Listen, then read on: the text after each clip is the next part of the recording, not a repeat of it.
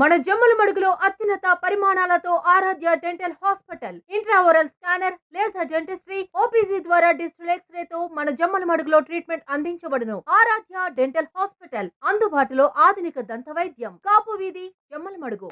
ఆ నియోజకవర్గంలో నేతల మధ్య రచ్చ రంబోలానా?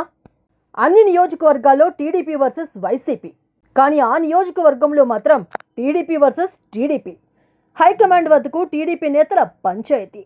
నేతల మాటలతో లోకల్ టీడీపీ నేతలు ఇబ్బందులు పడుతున్నారట. ఇంతకీ ఏదా నియోజకవర్గం, ఏంటా కథ? What's the story? కడప జిల్లా ప్రొద్దుటూరు రాజకీయాలు నిత్యం ఏదో ఒక ఇష్యూతో హీట్ పెంచుతుంటాయి. ఈ assembly segment TDP versus TDP అన్నట్టుగా రాజకీయం కాకమీదుందట. ఎమ్మెల్యే వరదరాజులరెడ్డి, ఉక్కు ప్రవీణ్ రెడ్డిల మధ్య ఫైట్ పీక్స్కి చేరిందట.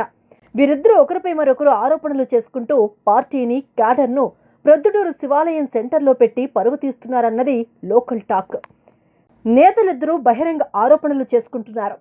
ఎమ్మెల్యే వరదరాజులరెడ్డి, ఆయన కుమారుడిపై ప్రవీణ్ ఒంటి కాలిపై లేస్తున్నారు.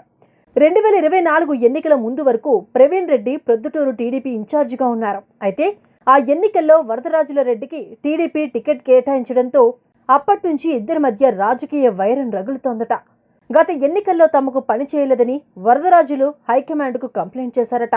కానీ ఇద్దరి మధ్య సయోధ్య కుదర్చడానికి టీడీపీ పెద్దలు ప్రయత్నించలేదట.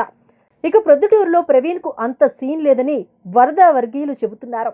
తమతో గొడవలు పెట్టుకోవడం ద్వారా మీడియాలో ఫోకస్ కావచ్చని రెచ్చగొడుతున్నట్టు వరద వర్గీయులు ఆరోపిస్తున్నారట. తాజాగా మరో వివాదం తలెత్తింది.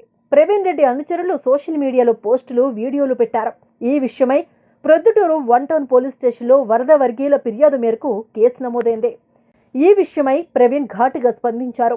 గతంలో చంద్రబాబు, లోకేష్ను రాచమల్లు శివప్రసాద్ రెడ్డి, ఆయన అనుచరులు తీవ్రంగా విమర్శిస్తే ఏనాడు వరద వర్గీయులు ఫిర్యాదు చేయలేదన్నారు. ఇప్పుడు వాళ్ళిద్దరూ లోపాయికారి ఒప్పందం చేసుకుని తన మిత్రులపై కేసులు పెట్టించారని, అలాంటి వాటికి భయపడేది లేదని అన్నారు.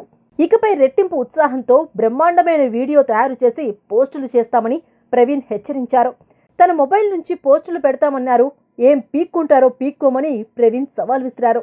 ఇక మరోవైపు ప్రొద్దుటూరులో 30,000 మంది సైన్యం ఉందని, వరద వర్గం అంటే తనకు 500 మంది సైన్యం ఉందని ప్రవీణ్ కౌంటర్ ఇచ్చారు. నా సైన్యం బలమైందని ప్రవీణ్ ఘాటుగా కామెంట్స్ చేశారట. ఇరు వర్గాలు కలిసి ఈ పంచాయతీని టీడీపీ హైకమాండ్ దగ్గరికి తీసుకెళ్లారట. ప్రొద్దుటూరు పంచాయతీ టీడీపీకి తలనొప్పిగా మారిందట. నేతల మాటల వ్యవహారం లోకల్ టీడీపీ క్యాడర్ను ఇబ్బందులు పెడుతోందట.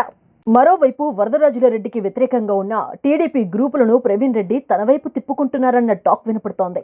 అయితే వైసీపీ నాయకులు మాత్రం సినిమా చూస్తున్నట్టు వేసవిలో ప్రొద్దుటూరులో వినోదాన్ని ఆస్వాదిస్తున్నారట. ప్రొద్దుటూరు పంచాయతీకి ఇప్పట్లో ఫుల్ స్టాప్ పడుతుందో లేదో వేచి చూడాలి.